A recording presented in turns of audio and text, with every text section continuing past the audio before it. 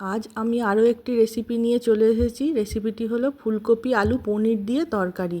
রেসিপিটি ভালো লাগলে আপনারা লাইক, কমেন্ট ও শেয়ার করবেন। তাহলে রান্নাটা আজকে শুরু করি। প্রথমে কড়ায় তেল গরম করে কড়ায় একে একে পনিরগুলো দিয়ে ভালো করে ভেজে তুলে নেব। তারপর এতে ফুলকপি ও আলুগুলো ভালো করে লাল লাল করে ভেজে নেব।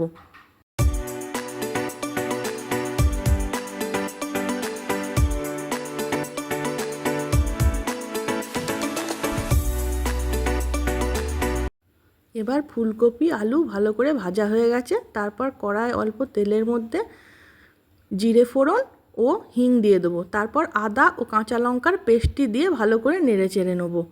ভালো করে নেড়ে চেড়ে এতে সব রকম মশলা দিয়ে দেবো। নুন, হলুদ, লঙ্কার গুঁড়ো, জিরের গুঁড়ো, ধনে গুঁড়ো সব কিছু দিয়ে ভালো করে জলে গুলে ওতে ঢেলে দেবো।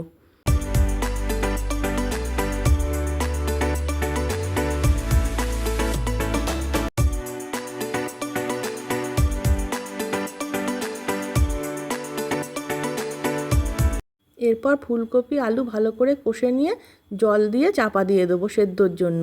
তারপর সেদ্ধ হয়ে গেলে ঢাকনা খুলে এতে ফুলকপিটার মধ্যে পনিরগুলো ভাজা পনির দিয়ে দেবো।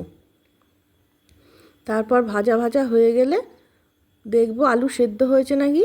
তারপর উপর থেকে গরম মশলা দিয়ে নামিয়ে নেব। টাটা বন্ধুরা।